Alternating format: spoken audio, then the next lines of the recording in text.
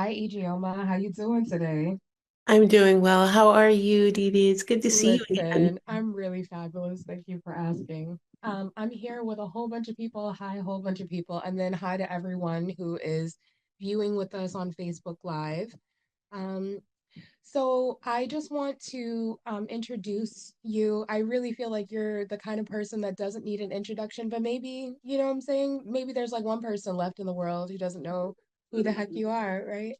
And so the things that I want to say about Ijeoma, I just feel like if you ever knew someone who knew themselves, that would be who Ijeoma is. Ijeoma is someone that I like to emulate often, as far as in her bio, she considers herself an internet yeller. And that's exactly how I met her. I was yelling on the internet, and so was she. So, Ijeoma, thank you so much for being here today. And I'm just gonna cut to the chase because Black people, well, mostly me, I'm late or whatever, but since you were on time, I want to talk about your book, Be a Revolution. I'm so excited that you wrote this. I'm even more excited that I'm hearing your voice on the Audible as I'm listening. I was like, oh my, right? I'm hearing your voice on the Audible as I'm listening to it driving. I just want to say thank you again for being here. No, I mean, it's great to be here. I love talking with you. I love talking with Black people. I love, it's just it's great. And thank you for making this space and holding this space for people. So I want to talk to you about your book. First of all, I want to I there's something you wrote there's something you wrote and also said because I'm listening to the audiobook in the author's note, and you were talking about inherent harm that we can cause, right, when we're not careful with our words, and then how you in writing this book decided to be careful, take care, right? And then also like in 20 years, will the language have changed? Then someone come to you and be like, you were problematic. And you said something. You were like, because at the end of the day, and I was like, all right, Glorilla. Like, if you remember on CNN, she was like, well, the day got to end. So, can you explain to us how you took this writing process and you used very specific language and terminology that was important to you? Yeah, it's the thing about language is, right, it's always changing. And part of what we do when we're trying to address oppression first is to name it, right? And then to also reclaim, our definitions and take them away from oppressive systems as time goes on and we liberate ourselves and, liberate our minds and push back against the ways in which others and other systems have defined us and defined our language, we come up with new words and new terms, and sometimes we have to be really flexible for that. And so I'm sure you all know what it's like to say, oh, this isn't the term we're using now, we're using this term now. Or even just the way we think about things can change over time. And I am certainly not arrogant enough to think that at any point in my life, I have it all figured out. And that the way in which even the most progressive areas are talking about something is the way that people are going to be talking about it in the future because we don't know what we don't know.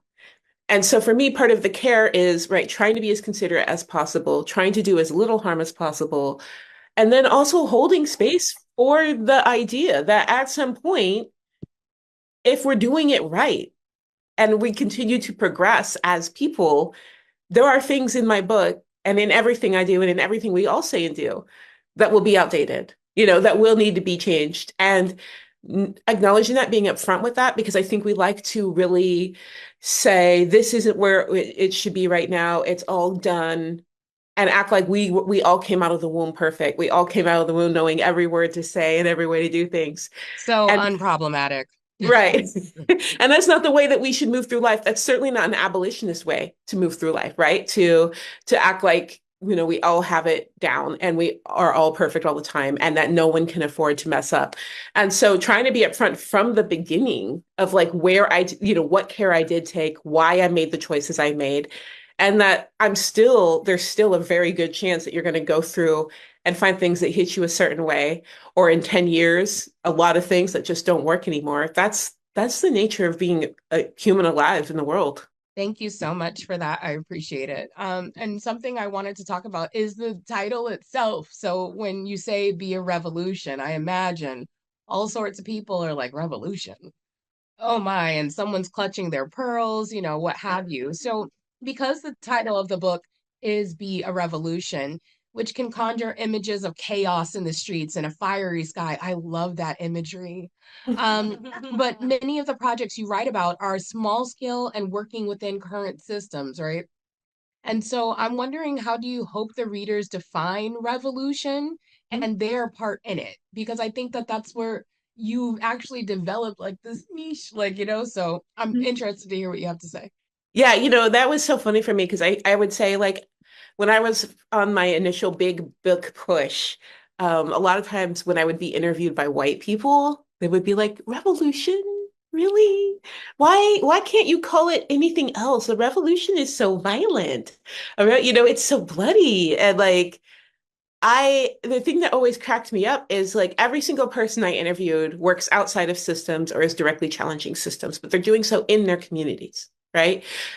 And all of this is part of revolution. For me, anything that revolutionizes the way in which we interact with each other, the way in which we see society, the way in which we decide to form a society, the way we see ourselves, that is revolutionary. And none of the stuff that you see in the news, that ends up being called a revolution happens without that. We don't just suddenly wake up one Mm, day and people are in the streets toppling governments, right? There is this, you have to figure out what you want to build. You have to be working in community. You have to be freeing your mind, right? You have to have goals. You have to figure out what systems are going to replace. You have to figure out how to communicate with each other, provide for each other, heal each other. And that is all so revolutionary. And without that, we are lost. And we've seen yeah. that, right? We have seen the turmoil of governments and systems toppled, and then the absolute carnage that comes after when we haven't done that work, when we haven't been working in community, when we haven't figured out what we want to build.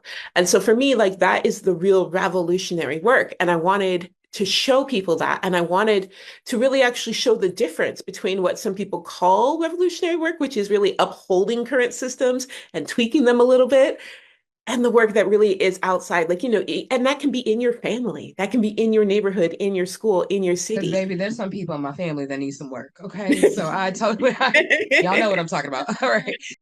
And so I guess my question is, by you sharing your own journey to becoming a police and prison abolitionist, you said the reason you didn't get here sooner was our culture's war on imagination. And I think I almost like pulled over because I said, you better, and that's such a powerful statement that you made, the war on imagination. So after writing this book, what more are you yourself able to imagine? Oh, I mean, that was the thing that was such a gift about working on this book and talking with so many people and finding out all the creative ways in which they're building and caring for community and building new ways of being. um, was it really has had me taking a really, really deep look at my life and seeing opportunity, right? Like saying, how can I live this right now? Like, not one day we'll be rid of this, these systems and then we'll live. It's what can I do right now? What can I be doing right now? And Mm, so, like the work this has had me doing, even in my family and how I parent, like, am I parenting in an abolitionist way? Right? right. Like, Okay. do my kids have consent in how this relationship works?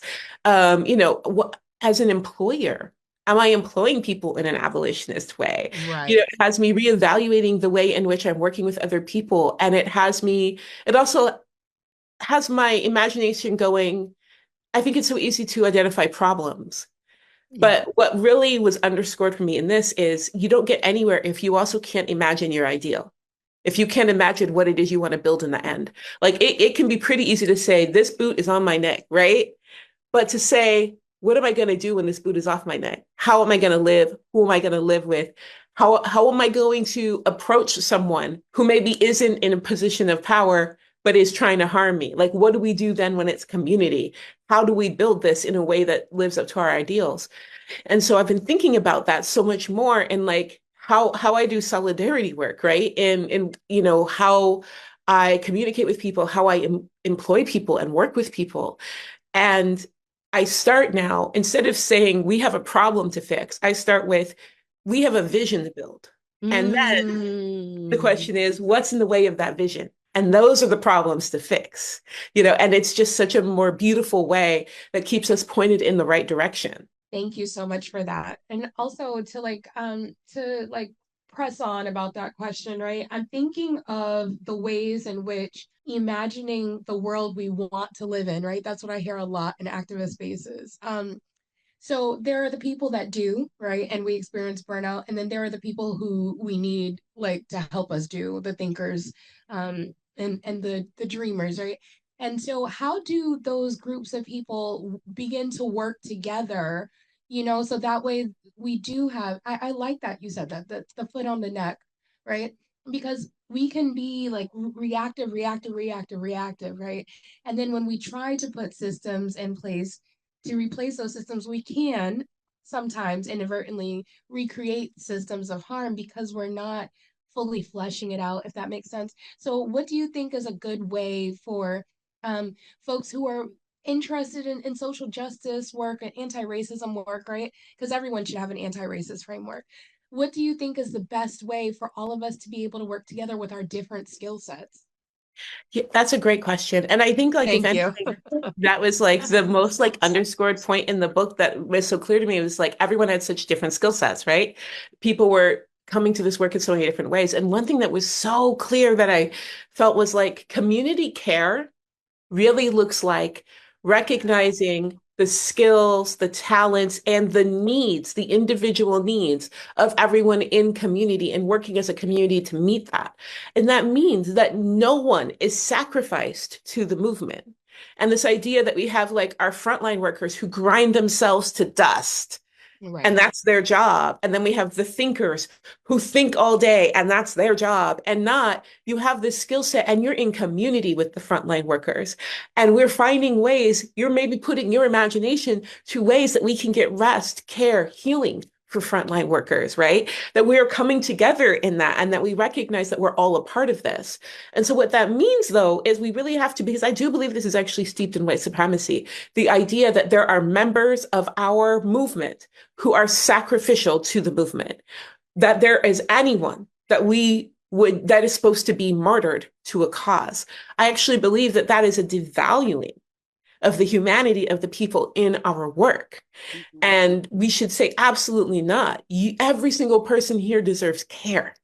Yeah. And that means we will rotate people out. That means that we will pay attention to, how people are living and that they're getting enough rest and food. And, part of that is the way white supremacy has structured the stories of our movements, right? When we think of the Montgomery bus boycott, right? We think of people being out day in, day out, losing their jobs, risking everything.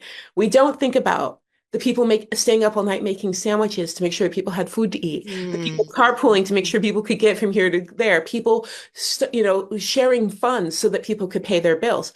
We don't talk about the whole story of how that was able to be sustained as long as it was and successful because it was a community care approach. And the people that were out there risking their jobs were not being sacrificed. They Right. were being Okay. cared for. People were making sure they could still pay their bills and have a roof over their head and have food and have rest, right? And that those things are written out of our history because often we're not the ones who get to be in control of how our history is talked about. And then it's this idea that some people are sacrificed and some people aren't. And it's so erasive and harmful on multiple levels because it has this idea that, especially our young people are supposed to just grind themselves away and if Mhm. you're not real to the movement. That our thinkers are never supposed to interact with frontline workers and aren't taking on any risk and aren't having any, and none of that's true. And so a lot of that comes with saying, like, what is in our roots? And I believe this, right, as a Black woman, as a Nigerian American, Yeah. that community care is in our blood. And that we Yes. get pulled away from that by like white supremacist capitalism that says you need to have one hero. You need to do this on your own. You need to stand on your own. You need to be the star of this movie. And instead of leaning into the thing that really has helped us survive in, the most hostile situations, which is how we care for each other and recognize each other. Ooh, thank you so much. In talking about anti-racism work and also DEI and what seems to be an American crumbling, if you will, of programs and things of that nature. You already know what's happening with critical race theory, and now they're like um, absolving whole departments, right, at corporations. And I remember with the state sanctioned violence of George Floyd in 2020, how Bath and Body Works was sending me emails saying they affirm my Black Lives Matters, right? And now here we are in 2024, and we're dialing back. It's a little bit of a repeal, right? And so, where does the information and be a revolution fit in for people who become apathetic or people who feel like, oh, there's just so many things to be worrying about in the world. I can't worry about racial justice anymore. hmm Yeah, You because know, I'm I mean, coming for everybody. right, right. And I think like that's the thing that, I don't think any of us were shocked, right? If you've been in this work for a while, of how short that was going to be. And in fact, the US government just announced, I think, was it yesterday, that they're cutting their government DEI program. Like that Oh, department is actually being dissolved. None of that is shocking.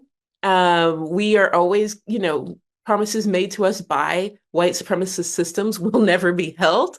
And, even if they say they mean it, they're putting money into it. All it takes is one person to be shifted, moved, money to change, political will to change, and it's done.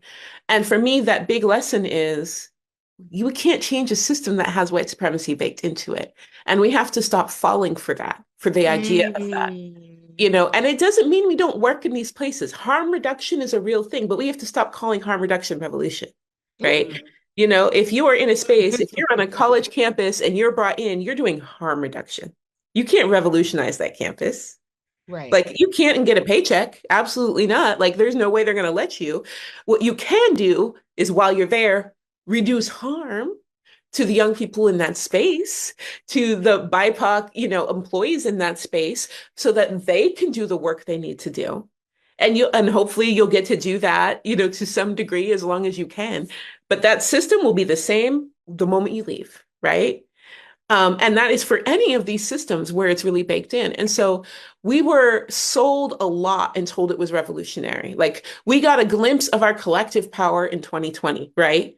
In at least even getting these corporations and entities to pretend to care. And what they tried to do was throw what they could at us to calm us down so that they could continue to do what they were doing, right? Target got a For, chokehold on Black people right yeah, now. forming a committee, building an apartment. There were never any, by this time we will have this done. We will restructure this.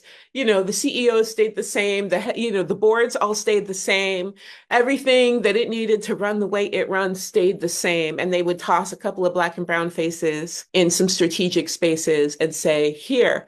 And because that was so much more at once than we had ever seen before, I get it. Like, I get it. It felt like a lot, And if you're that person getting that job, or if for 2.5 years you had a slightly less racist workspace, that's real. But it's not a revolution. And so I think we have to recognize that, right? That like if we want this to happen, it has to be from the ground up and we have to be able to measure that progress. We need to have commitments that are always measurable, always actionable, and Mm. we need to have commitments on what the accountability process for that looks like. And we're just not going to find it in systems where that's baked in. And so in those systems, this is what I tell people. I told my partner when he was working in a white entity, I said, honey, you can change people in this place, you can never change the place. Right. And so know what your goal is and know that the work that's the work that helps people survive day in and day out in oppressive systems. The work that gets us free will always happen outside of that. And that's where our efforts have to be. And so anything short of we are pulling this part of the system apart is just lip service that they're giving us. Thank you so much for that. It reminds me of a time that I reached out to you for advice. I was like, I keep getting fired by all of my DEI clients. It's too real over here. And you're like, then you're doing your job because they're not Mhm. really going to change. And sometimes it makes me sad. So I've actually shifted from DEI work to community care work. So I just really want to say I love you. I'm going to shift and pivot a little bit to one of my other favorite subjects which is gender-based justice, right? So in that chapter you wrote, quote, Black women are expected to fight for everyone else and stitch our communities back together after white supremacy has torn them from asunder, while also often facing some of the worst systemic racism in very specific ways. Issues like poverty, work discrimination, and exploitation are compounded by our gender. How was it to write about intersectional oppression that affects you so directly? Was it healing, or did it bring more to the surface, or like what happened when you were writing that? I would say this project was less harmful than like mediocre. Like Mediocre. Yeah. I was like, poor baby. mediocre was killing me. Like I love mediocre is one of my favorite books like to exist, honestly. Like that's a book I would have picked up and bought. But the process of being like, I remember talking to my partner as I was finishing up, and I'm like, hey, I need notes on this massacre. No, not that massacre, this massacre. Can you get me? I need specific quotes. Oh, like looking through ads. The thing I think that really gutted me was reading through ads of Black people trying to find ways to escape the post-Reconstruction South and putting ads up Mm, and putting things like the quality of their teeth and skin and hair as ways to try to get a white person to say, yes, come up here, I'll give you a job and you can escape this terror. Like I remember reading these, pouring through all of these advertisements that people had to place and just feeling like everything about me was torn apart, just feeling gutted.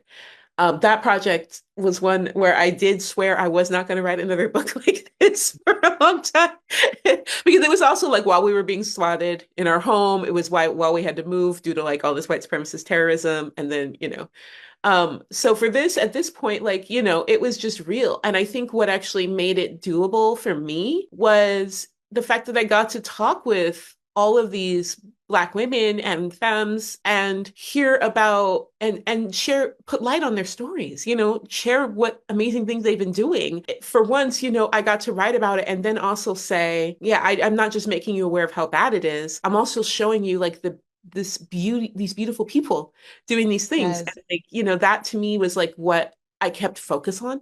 I have to put the context in so that people who don't live our reality understand why this matters. But the highlight of it for me was saying at the end of the day, the answer, I don't get to just say, let's all be fucking outraged. I get to say, here's how you can actually change that by making direct Yes. investments in the work that, Black women are doing. Thank you for that. And it brings me to my next question, actually, about making change in another specific area that I advocate for, just because of my mother's own issue with housing and then how that has transponded generationally, right? So, in the last chapter of your book, you wrote about a communal economy model, an extended family, the Green family that collectively shared and owned a number of houses together. So here at Restore, housing is a key issue, like our Rent for Moms campaign.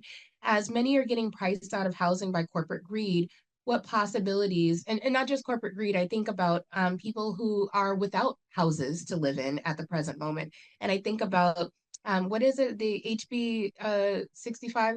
I don't know the bill number, but whatever the hell Ron DeSantis called himself signing and supporting. I'm thinking about all the ways in which housing and shelter is a right, right? But we just keep getting violated, and it's the most Mhm. marginalized people. And so I think about that, and I would like to know what possibilities do you see for housing justice and communal solutions? Like, how do I feel like how do you repeal a bill like that? You know? Mm-hmm. It's a great question. And I would say, at the root of this Thanks. problem, right, is the fact that our system, the right to housing, is in direct conflict with the very real truth that this is colonized, stolen land, right? Mm. What does the right to housing look like when the people who founded this country had no right to be here? Like, whose rights, whose land, whose housing, right?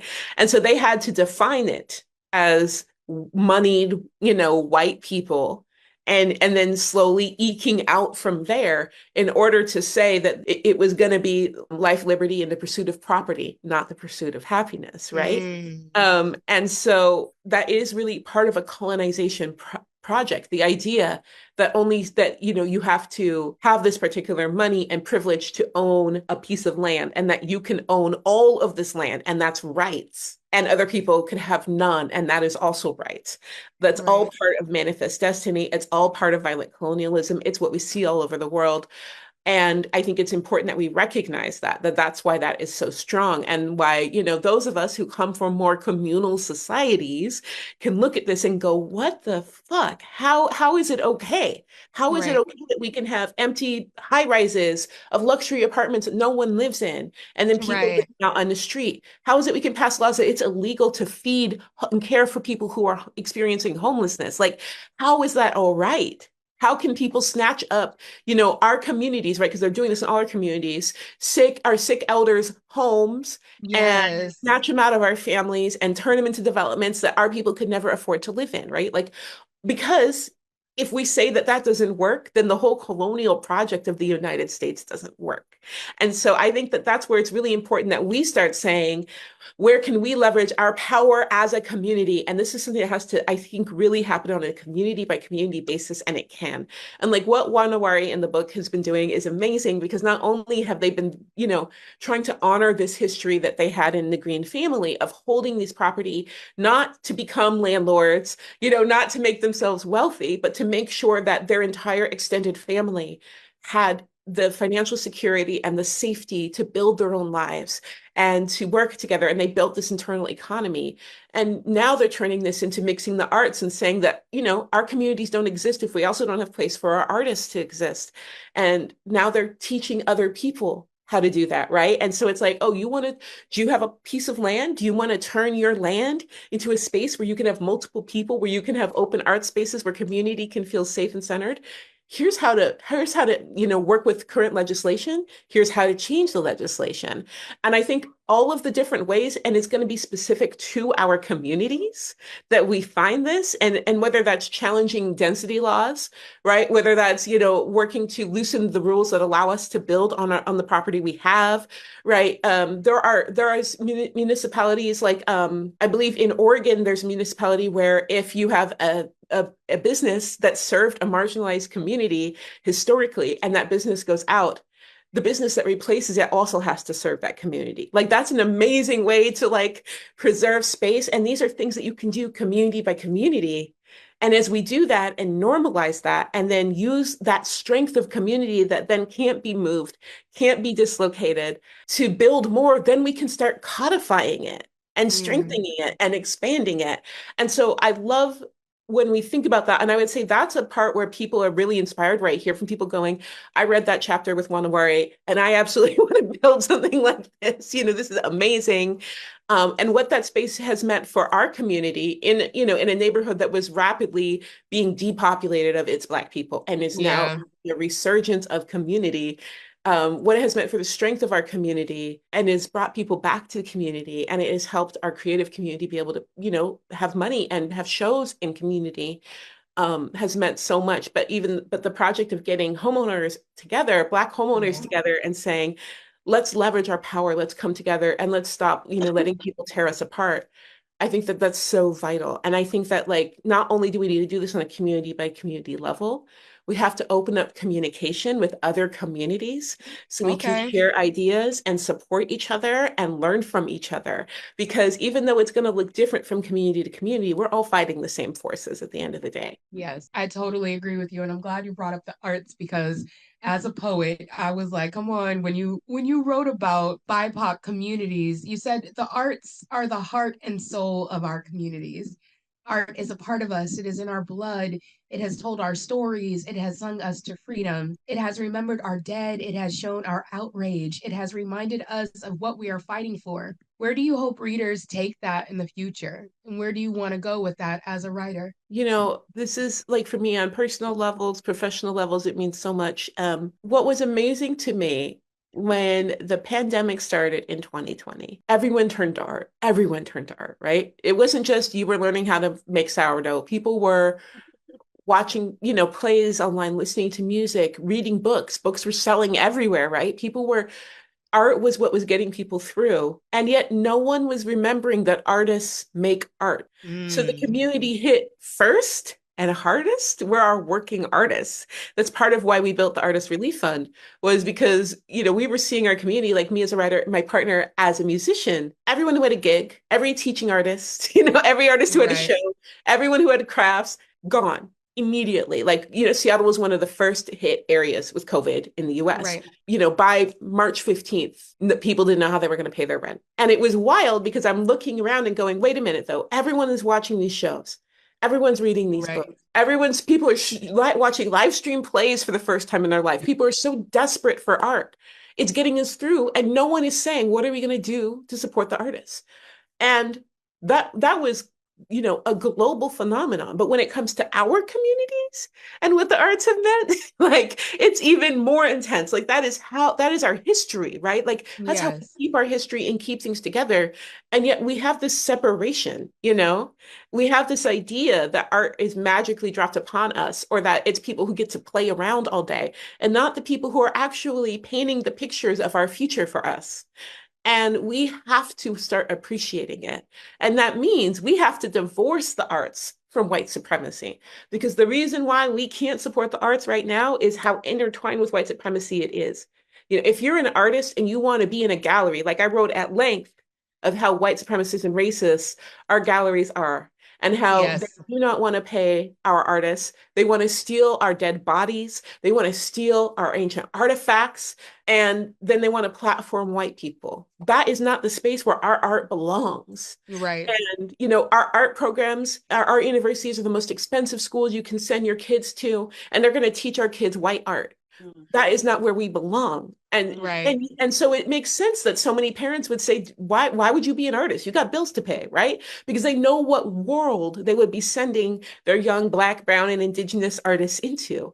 And so we as a community have to say, we need this for our survival. This is how we understand who we are. This is how we move our movements forward. This is what keeps us together. This is what keeps us alive. So what does our internal economy around the arts mean? And what Mm. does it mean to, use our collective power to hold these institutions that are exploiting our artists and erasing our art and stealing from us? What does it mean to hold them accountable as a collective? And that's just something I want people to understand. Every time that you're talking and sharing something online to try to explain deeply how you feel as a Black person, and you're sharing that imagery, an artist made that. Mm. And half the time you don't know the name of the artist that made that. And that artist got nothing Right. for speaking to your heart and helping you speak to the hearts of others, right? They got bills to pay like anyone else. They got to survive like anyone else.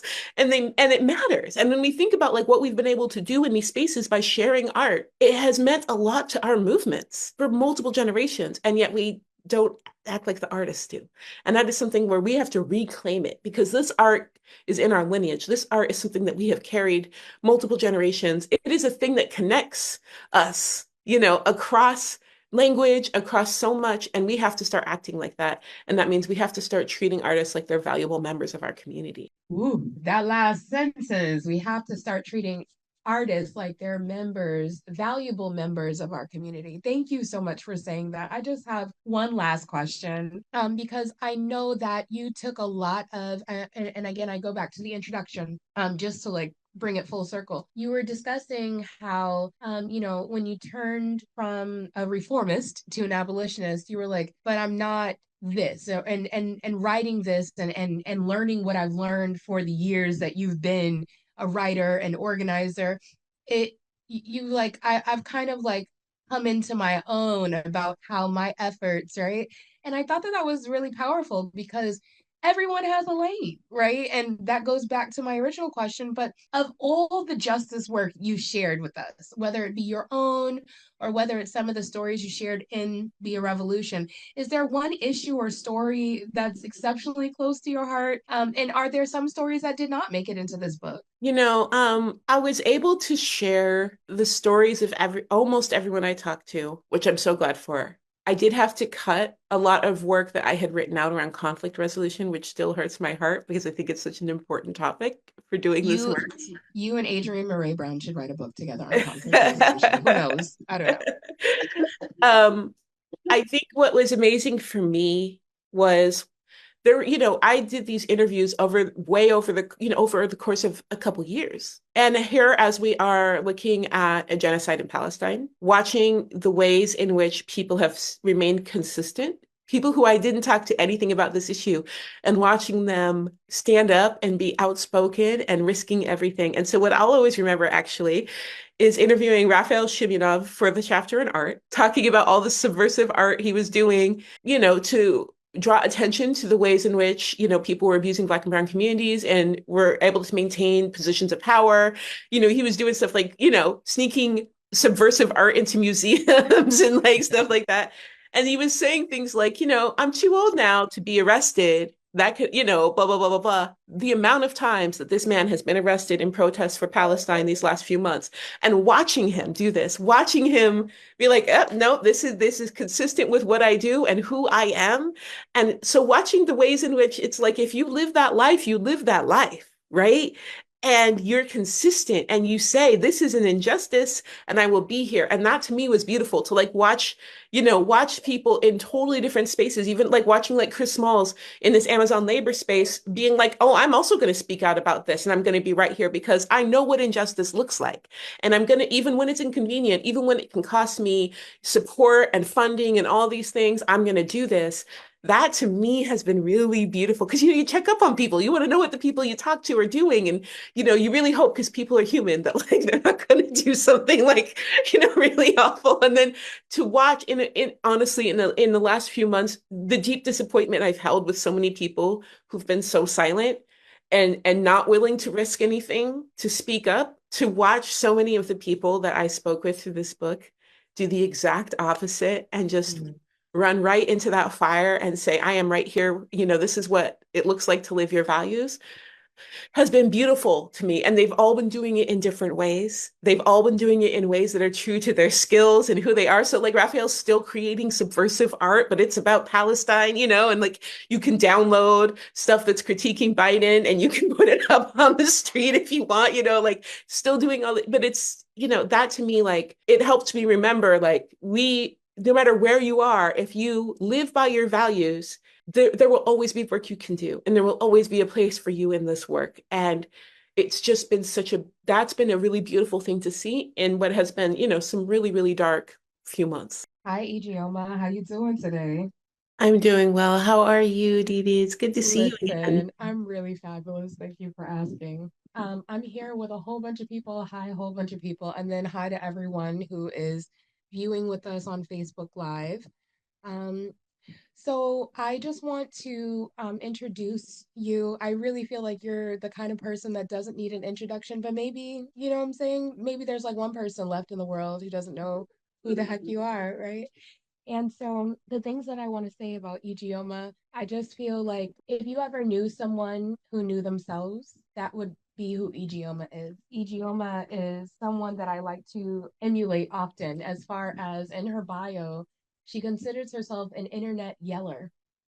And that's exactly how I met her. I was yelling on the internet, and so was she. So, Ijeoma, thank you so much for being here today. And I'm just gonna cut to the chase because Black people, well, mostly me, I'm late, whatever. But since you were on time, I want to talk about your book, Be a Revolution. I'm so excited that you wrote this. I'm even more excited that I'm hearing your voice on the Audible as I'm listening. I was like, oh my, right? I'm hearing your voice on the Audible as I'm listening to it driving. I just want to say thank you again for being here. No, I mean, it's great to be here. I love talking with you. I love talking with Black people. I love, it's just, it's great. And thank you for making this space and holding this space for people. So I want to talk to you about your book. First of all, I want to I there's something you wrote well there's something you wrote and also said because I'm listening to the audiobook in the author's note, and you were talking about inherent harm that we can cause, right, when we're not careful with our words, and then how you in writing this book decided to be careful, take care, right? And then also like in 20 years, will the language have changed? Then someone come to you and be like, you were problematic. And you'd said something. You were like, because at the end of the day, and I was like, all right, Glorilla. Like, if you remember on CNN, she was like, well, the day got to end. So, can you explain to us how you took this writing process and you used very specific language and terminology that was important to you? Yeah, it's the thing about language is, right, it's always changing. And part of what we do when we're trying to address oppression first is to name it, right? And then to also reclaim, our definitions and take them away from oppressive systems as time goes on and we liberate ourselves and, liberate our minds and push back against the ways in which others and other systems have defined us and defined our language. We come up with new words and new terms, and sometimes we have to be really flexible for that. And so I'm sure you all know what it's like to say, "Oh, this isn't the term we're using now. We're using this term now," or even just the way we think about things can change over time. And I am certainly not arrogant enough to think that at any point in my life, I have it all figured out. And that the way in which even the most progressive areas are talking about something is the way that people are going to be talking about it in the future because we don't know what we don't know. And so for me, part of the care is, right, trying to be as considerate as possible, trying to do as little harm as possible, and then also holding space for the idea that at some point, if we're doing it right and we continue to progress as people, there are things in my book and in everything I do and in everything we all say and do that will be outdated, that will need to be changed. And acknowledging that, being upfront with that, because I think we like to really say, this isn't where it should be right now. It's all done. And act like we all came out of the womb perfect. We all came out of the womb knowing every word to say and every way to do things. So And unproblematic. right. And that's not the way that we should move through life. That's certainly not an abolitionist way to move through life, right? To act like, we all have it down and we are all perfect all the time and that no one can afford to mess up. And so trying to be upfront from the beginning of like where what care I did take, why I made the choices I made, and that there's still a very good chance that you're going to go through and find things that hit you a certain way, or in 10 years, a lot of things that just don't work anymore. That's the nature of being a human alive in the world. Ooh, thank you. I've been thinking about something you said in the book, and this is my last question. You were discussing just the different oppressions, and then hearing your answer to this last question, it made me think, what is our responsibility, right? When we remember I said earlier, I need to collect some of my family, right? And so, like, I think about friends, I think about coworkers, I think about people I have to be in space and in certain communities with, right? Can a person, ever be a friend with a racist person? I thought about that to ask you when I was in the car. Hmm. And like, if so, like how, like, what's the scale of racism? And then like, I see this Palestinian occupation, and I raise you a lot of friends I thought I had and lost, right? Because I did not know that they were Zionists. I could have been their friend through their Zionism, but it was kind of like a slap in the face that you were all BLM the whole time. And now when it comes to another brown marginalized group, you're like, oh, but not them. Hmm. And so for the person who's looking to navigate these systems of oppression and not wanting to be gaslit, right? And decisions, I'm pretty sure, I think I read a post from you where you did discuss being disappointed in the people who do not speak up. How does someone who looks like me, someone who looks like you, navigate having to be around people with all these big, loud, wrong ideas? Hmm. That's a really great question. And I would say this is And yeah. where we have to navigate, like we have to take a lot into consideration, take our own humanity as Black people. And like, so for me, a lot of, one, there's just the moral imperative, right? Like this is so obvious, so real that for people to look at this and say, absolutely, I don't, I'm not going to say anything, or even I'm going to support this genocide. Like, no, I'm sorry, I will not be friends with people who support a genocide, but Right. also recognizing a lot of people were absolutely, like you're saying, a lot of people in like my writing world, a lot of like people who were pro-Black, BLM forever, fuck this system, and now they're pro-system, they're pro, Yeah. like, You better and talk about it. Okay. right. And so I'm like, not even, even setting aside my basic morality as a human, I know I'm sure as fuck was never safe with them. never safe with them, right? Okay, thank you. Thank the answer. Yeah, because like the moment that I saw that, oh, this is they can toss away an entire population of brown people, of indigenous people, because it's inconvenient to them, because it challenges the way they see themselves, because it makes them uncomfortable, or they may risk something. No, I'm out. Because we all know that in the fight for Black liberation, that's going to happen too. It's going to Mm, challenge what every non-Black person thinks about themselves. It's going to challenge their privilege. If they're really with us, it's going to put them at some risk. And so that's how I know, like, you know what, I'm not safe with you. I am not safe with you. And so I don't actually think you have to like hold any space there if you don't want to. I will say, though, where we can, because I didn't. I was heartbroken, hurt, and I didn't feel safe. And so I was like, no, I'm going to do my work where I know I can do my work. right, Where the line for me was, there were a lot of people who I could tell, right? Because we think about like how we grew up and the conversations around Palestine, right? We actually get to see for once from the outside what that sort of propaganda looks like, the same propaganda used against us, right? right, I don't know what it's like to be white and to be a white person hearing all this messaging about Black people, but I can see what it's like to be non-Palestinian and think about the ways in which Arab people have been talked about. Think about the ways in which, people talked about even in the 90s, like all of the peace talks and stuff like that, and the ways in which Arabs were painted to be evil and untrustworthy, and the whole history we have learned about Palestine. And so I can look at that. And so for me, where I do hold space is for people who hadn't questioned that until now, and they're trying to. okay, That's as far as I'll go, where they're like, you know what? I am fighting. I have all of these urges because everything I've been told since I was a kid said that these people weren't trustworthy. And I know something's wrong, and I'm trying to fight it, and I'm trying to learn, and I'm trying to find out. I, as a non-Palestinian, can hold space for that because I do find the possibility of safety there, right? I want to know that someone can say, I do have this programming and I do need to figure out what's behind it. And yeah, it's annoying. It's so annoying to be like dragging right. people along here, but someone has to. And I don't want Palestinians to have to, just like I don't want to have to drag white people out of their anti-Blackness. I don't want to be the person. Go find you, a non-Black person who's further To do along. that labor with you, right? Exactly. And so I will be that person if they're along the way, if they're not endangering me, right? And so that's where I'm like, okay, I have had some people who are like, I just don't understand. Can I ask you some questions about this? Or do you have resources? Is there a meeting I can attend, a webinar? I've been holding webinars with Okay, Palestinian friends and family in order to discuss this for people who are confused. And that's really the line I draw. But it's going to be your bandwidth where you are on this. If you want to say, no, you know what? I just have to be with people who get it and just amplify voices, cool. If you have the capacity, feeling a little safer because you're not Palestinian, to talk with people who are starting to get it, I think that that's actually where we're really lacking people in that space.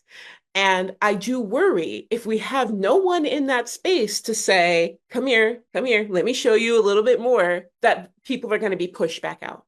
And I don't okay, want that, you know? And so but, that is for every person. That is not the job of Black people.